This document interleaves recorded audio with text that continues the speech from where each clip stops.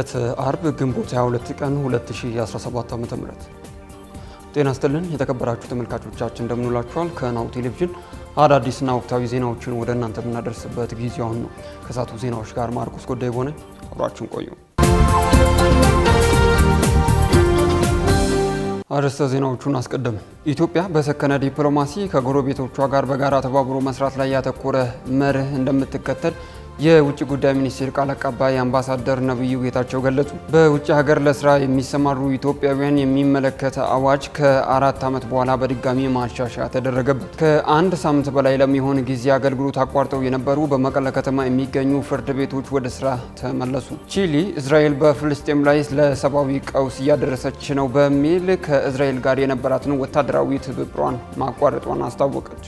ወደ ዝርዝሮቹ አለፍን። በቅድሚያ ኢትዮጵያ በሰከነ ዲፕሎማሲ ከጎረቤቶቿ ጋር በጋራ ተባብሮ መስራት ላይ ያተኮረ መርህ እንደምትከተል የውጭ ጉዳይ ሚኒስቴር ቃል አቀባይ አምባሳደር ነብዩ ጌታቸው ገለጹ። አምባሳደር ነብዩ ይህንን ያሉት የኤርትራው ፕሬዝዳንት ኢሳያስ አፈወርቂ የኤርትራ 34ኛ የነጻነት በዓልን አስመልክቶ ሰሞኑን ባደረጉት ንግግር በኢትዮጵያ መንግስት ላይ ለሰነዘሩት ትችት በሰጡት ማብራሪያ ነው። ፕሬዝዳንት ኢሳያስ በዚህ ንግግራቸው ላለፉት 5 ዓመታት የውጭ ኃይሎች የኢትዮጵያን ሕዝብ ላይ ጦርነት ማወጃቸውንና ለዚህም ብልጽግና ፓርቲም ጥፋተኛ ነው ሲሉ ከሰዋል። ሀብታማ አያሌው ተጨማሪ አላት። የኤርትራው ፕሬዝዳንት ኢሳያስ አፈወርቂ ባሳለፍነው ቅዳሜ ሀገራቸው ከኢትዮጵያ ተነጥላ ራስዋን ችላ ሀገር የሆነችበትን 34ኛ ነጻነት በዓል አስመልክቶ ባደረጉት ንግግር በኢትዮጵያ መንግስት ላይ ትችት መሰንዘራቸው ይታወሳል። የኤርትራው ፕሬዝዳንት ኢሳያስ አፈወርቂ በዚህ ወቅት የኢህአዴግ አርዘማን ያለው ንግግር ያደረጉ ሲሆን ይህ ንግግራቸው ግን አብዛኛው ከሀገራቸው ውጭ ያለውን ሁኔታ በመተንተን ላይ ትኩረቱን ያደረገ ነው። ፕሬዝዳንቱ በንግግራቸው የኢትዮጵያ መንግስት የውሃ ጉዳይ፣ የአባይና የቀይ ባህር የባህር በር ማግኘት፣ የኩሽና የሴም ግጭት፣ የአፋር ህዝብና መሬት አጀንዳ በማድረግ ጦርነት በሰፊው መቀስቀስ ላይ ተጠምዷል ሲሉ በአደባባይ ከሰዋል። እንዲሁም የኢትዮጵያ ህመም ከጀመረ ከ80 ዓመታት ወይንም ከ3 ትውልድ ያላነሰ እድሜ መቆጠሩን የጠቀሱት ኢሳያስ አፈወርቂ እንደ አሜሪካና ሶቪየት ህብረት ባሉ ሀገሮች ጣልቃ ገብነትና የተዛባ ፖሊሲ የተነሳ በኢትዮጵያ ለሀገረ መንግስት ምስረታ አጋጥመው የነበሩ ድሎች ሲመክኑ መቆየታቸውን በንግግራቸው አውስተዋል። በሂደቱ የተፈጠረው የብሔር ፌዴራላዊ ስርዓት የኢትዮጵያን ፖለቲካ ህመም እንዳጠናውና ብዙ ቀውስም እንዳስከተለኝ ተናገሩት። ኢሳያስ ይህንን ካሉ በኋላ የዛሬ 7 ዓመት በኢትዮጵያ ተፈጥሮ የነበረው የፖለቲካ ለውጥ ወይንም ሪፎርም በኢትዮጵያ ብቻ ሳይሆን በኤርትራና በሌሎች ጎረቤት አገሮች ህዝቦች ዘንድ ጭምር በጎ ተስፋ የፈጠረ እንደነበር የቅርብ ጊዜ ትዝታችን ነው ሲሉም ተደምጠዋል። ይሁን እንጂ ይህንን ያልወደዱት የውጭ ኃይሎች ያሳደሩትን ጫናና የእነሱን ጫና ለመቀልበስ የብልጽግና መንግስት በመፍቀዱ በኢትዮጵያ ህዝብ ላይ ከባድ ቀውስ ያስከተለ ጦርነትና ግጭት እንዲከሰት አድርጓል ብለዋል። የኢትዮጵያ መንግስትን በጠጣር ቃላት ሲተቹ የተደመጡት ኢሳያስ አፈወርቂ ኤርትራ በመከላከያ ብቻ ሳይሆን በሁለንተናዊ አገራዊ ጥንካሬዎች ራሷን እንደምታዘጋጅ ያብራሩ ሲሆን አገራቸው ለሚመጣው ነገር ሁሉ ምላሽ መስጠት የሚያስችል ሁለንተናዊ ጥንካሬ በመፍጠር ላይ ተግታ እየሰራች ስለመሆኑ አጽንኦት ሰጥተዋል። ይህ የኤርትራ ነጻነት በዓል ላይ የተነገረው የኢሳያስ መልእክት ደግሞ ለአይቀሬው ጦርነት ሀገራቸው እየተሰናዳች ስለመሆኑ አመላካች ነው ተብሎ በሰፊው በዓለም አቀፍ ደረጃ መነጋገሪያ ሆኖ ሰንብተዋል። ከዓመታት በፊት የጠቅላይ ሚኒስትር አብይ አህመድ ወደ ስልጣን መምጣትን ተከትሎ ከ20 ዓመታት በላይ ተቋርጦ የነበረው የኢትዮጵያና ኤርትራ ግንኙነት ለጥቂት ዓመታት ዳግም ተመልሶ የነበረ ቢሆንም ኢትዮጵያ የቀይ ባህር የባህር በር ይገባኛል ጥያቄ ማንሳቷን ተከትሎ በሁለቱ ሀገራት መካከል መኳረፍን አለፍ ሲልም የቃላት ጦርነት ውስጥ እንዲገቡ ምክንያት ሆኗል። በመሆኑም የኢፌዴሪ የውጭ ጉዳይ ሚኒስቴር ትላንት ግንቦት 21 ቀን 2017 ዓ.ም በሰጠው ሳምንታዊ መግለጫው የኤርትራው ፕሬዝዳንት ኢሳያስ አፈወርቂ የኢትዮጵያ መንግስት ላይ ያነሱት ወቀሳ ምላሽ ሰጥቷል። የውጭ ጉዳይ ሚኒስቴር ቃል አቀባይ አምባሳደር ነቢያት ጌታቸው በጉዳዩ ዙሪያ በሰጡት ምላሽ ኢትዮጵያ ለሚሰነዘሩባት ዘለፋ ምላሽ የመስጠት ፍላጎት የላትም ብለዋል። ኢትዮጵያ የተረጋጋ አካሄድን የምትከተል ሀገር መሆኗን የገለጹት አምባሳደር ነቢያት ከዚህ ቀደምም ከሌሎች ጎረቤት ሀገራት በመሪዎች ደረጃ ተገቢ ያልሆኑ ክሶችና ዘለፋዎች ደርሶባት ያውቃል ሲሉም ተናግረዋል። ኢትዮጵያ ግን እንደዚህ ያለ እንካ ሰላንቲያ ውስጥ ሳትገባ በሰከነ ዲፕሎማሲያዊ መንገድ ከጎረቤት ሀገራት ጋር ግንኙነቷን እንደምትቀጥልና በጋራ ተባብሮ መስራት ላይ ያተኮረ መርህ እንደምትከተል ቃል አቀባዩ አስገንዝበዋል። አምባሳደር ነቢያት ነቢያት ጌታቸው አክለውም ኢትዮጵያ የሰከነ ዲፕሎማሲን ከማራመድ በቀር ነገሮችን አታባብስም ሲሉ ተደምጠዋል። ቃል አቀባዩ በመግለጫቸው ካነሱት ጉዳይ መካከል አንዱ የባህር በር የማግኘት የኢትዮጵያ ፍላጎት የተመለከተ ሲሆን ኢትዮጵያ ይህንን ጥያቄ ህጋዊ፣ ፍትሐዊና ዲፕሎማሲያዊ በሆነ መንገድ ብቻ እንደምታስፈጽመው አብራርተዋል። ይህ ጥያቄ በአመዛኙ ህዝቡ የሚስማማበት ከኢትዮጵያ መጻኢ የኢኮኖሚ ልማትና እድገት ጋር የተሳሰረ መሆኑን በሀገራችን ውስጥ ብቻ ሳይሆን በሌሎችም ሀገራት ዘንድ የኢትዮጵያ ጥያቄ ህጋዊና አግባብነት ያለው መሆኑን ግንዛቤ የተያዘበት ወቅት ላይ ነን ብለዋል። በተጨማሪም የዜጋ ተኮር ዲፕሎማሲን በተመለከተ ማብራሪያ የሰጡት ቃል አቀባዩ መንግስት እስካሁን በማይናማር በአስቸጋሪ ሁኔታ ውስጥ የነበሩ 700 ኢትዮጵያን ማስመለሱን ተናግረዋል። ይሁን እንጂ መንግስት ይህንን ጥረት እያደረገ እንኳ ጉዳዩን በቸልተኝነት በመመልከት አሁንም ይህ ህገወጥ ጉዞ አልቆመም ብለዋል። አልፎም ከውጭ ጉዳይ ውክልና አለን በማለትና በሚኒስትሮች ስም የሚያጭበረብሩ ግለሰቦችና ድርጅቶች መኖራቸው እንደተደረሰበትም አምባሳደር ነቢያት አመላክተዋል።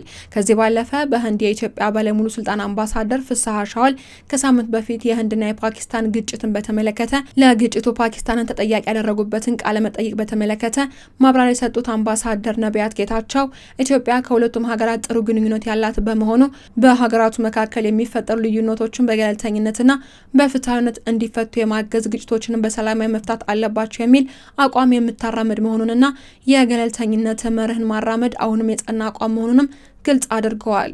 የዓለም የምግብ ፕሮግራም በኢትዮጵያ እየሰጠ ያለው የሰብአዊ እርዳታ በሰኔ ወር ሊቆም እንደሚችል አስታወቀም።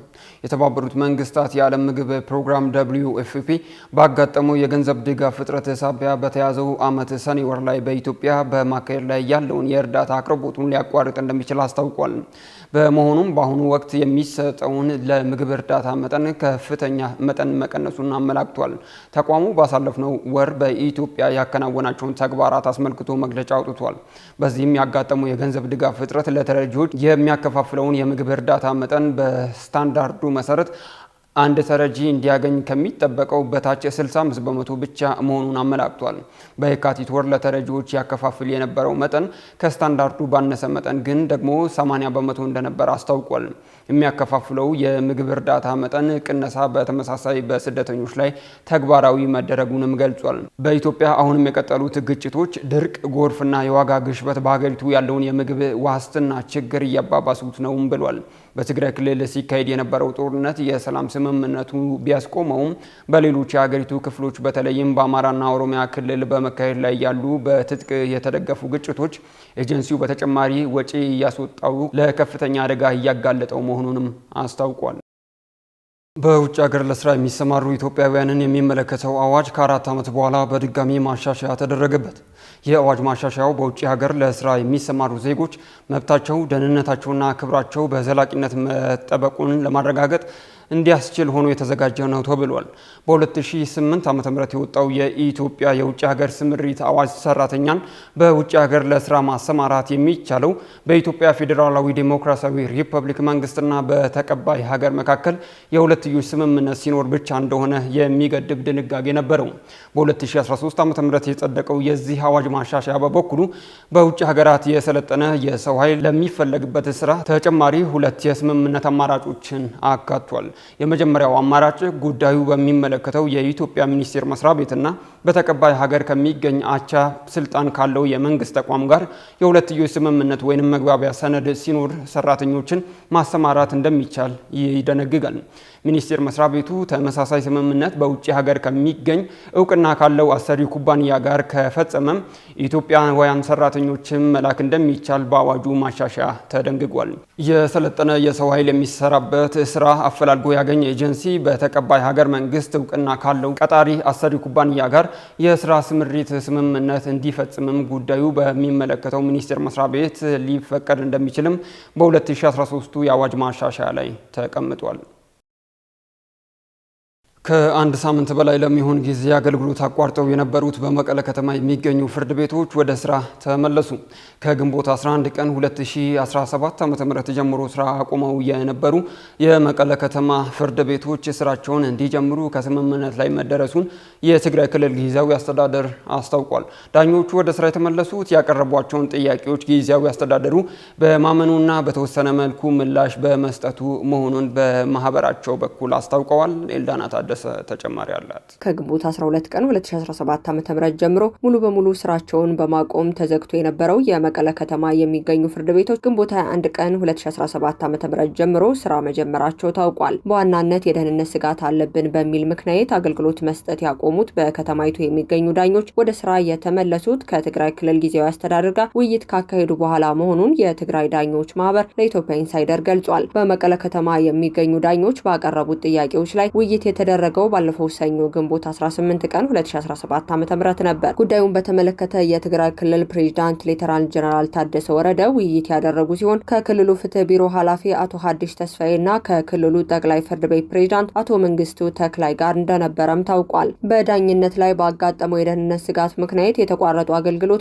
እንዲጀመር ከሚመለከተው አካላት ጋር ውይይት ተካሂዷል የሚለው ማስታወቂያ በተወሰነ መልኩ ጥያቄዎቻችን በመፈታት ላይ ስለሆኑ ከግንቦት 21 ቀን 2017 ዓ.ም ጀምሮ የዳኞች አገልግሎት ይጀምራል የሚል ማስታወቂያም ተለጥፏል። የትግራይ ክልል ዳኞች ማህበር ፕሬዝዳንት አቶ ዳዊት ኃይለስላሴ በውይይቱ ለዳኞች ስራ ማቆም ምክንያት የሆኑ ጥያቄዎች እንዲፈቱ ስለተነገረ ነው ወደ ስራ የተመለስነው ሲሉም ተናግረዋል። ማህበሩ ከዳኞች ደህንነት ጋር የተያያዘ 5 ጥያቄዎች ለክልሉ ጊዜያዊ አስተዳደር ማቅረባቸው ይታወሳል። የዳኞች የመጀመሪያ ጥያቄ በችሎት የሚመደብ የጸጥታ አስተባባሪ የሚመለከት ነው። በችሎት ውስጥ በችሎት ጊዜ 2 ፖሊሶች ብቻ ናቸው ፍርድ ቤት የሚጠብቁት የሚሉት አቶ ዳዊት በአሁኑ ጊዜ በመቀለ ከተማ ባለ የጸጥታ ችግር ምክንያት ቁጥራቸው በቂ እንዳልሆነም ተናግረው እንደነበር የሚታወስ ነው። በዚህ ምክንያት ቁጥራቸው ከፍ ያለ የታጠቁ የጸጥታ ኃይሎች ፍርድ ቤቶችን እንዲጠብቁ እንዲደረግ እሳቸው የሚመሩት ማህበር ጥያቄ ማቅረቡን አስረድተዋል። የጥያቄ ተፈቶ ችሎት የሚጠብቁ የታጣቂ የጸጥታ ኃይሎች ተመድበዋል፣ ስራም ጀምረናል ሲሉ የማህበሩ ፕሬዝዳንት የዛሬውን ሁኔታ ገልጸዋል። ለዳኞች ደህንነት ሲባል የራሳቸውን የቻለ የመጓጓዣ ትራንስፖርት እንዲዘጋጅላቸው በትግራይ ዳኞች ማህበር የቀረበ ጥያቄ ተቀባይነት ማግኘቱንም ነው ፕሬዝዳንቱ ጨምሮ የገለጹት። ማህበሩ ይህንን ጥያቄ ያቀረበው ዳኞች በህዝብ ትራንስፖርት የሚመላለሱበት ጊዜ ማስፈራራትና ድብደባ እየደረሰባቸው በመሆኑ ምክንያት እንደነበረም ጠቅሰዋል። ከጥያቄው በኋላ የመቀለ ከተማ አስተዳደር ለዳኞች ትራንስፖርት በማዘጋጀት ችግሮች መፍታቱን አቶ ዳዊት ተናግረዋል። በዳኝነት ከቀረቡ ጥያቄዎች በከፊል ምላሽ ያገኙ ሲሆን ችሎት የደፈሩ የመንግስት ከፍተኛ ስልጣን ላይ የያዙ ኃላፊዎች ለህግ ይቅረቡ የሚለውም አንዱ እንደነበርም አመላክተዋል። ግለሰቦቹ በህግ እንዲጠየቁ ማህበሩ ያቀረበው ጥሪ የክልሉ ጊዜያዊ አስተዳደር እውቅና ሰጥቶት እያጣራ መሆኑን በይፋዊ መግለጫ ሰጥቶበታል። የትግራይ ክልል ጊዜያዊ አስተዳደር ባለፈው ሳምንት ባወጣው መግለጫ በችሎት ውስጥ የሚፈጠር ረብሻ በማንኛውም ሁኔታ ተቀባይነት የለውም ሲል ኮንኗል። የትግራይ ዳኞች ማህበር ለክልሉ ጊዜያዊ አስተዳደር ካቀረቡት ጥያቄ መካከል ዳኞች በነጻነት ስራቸውን ለማከናወን እንዲችሉ ራሳቸውን መጠበቅ የሚችሉበትን ሁኔታ ይመቻች የሚለው ይገኝበታል።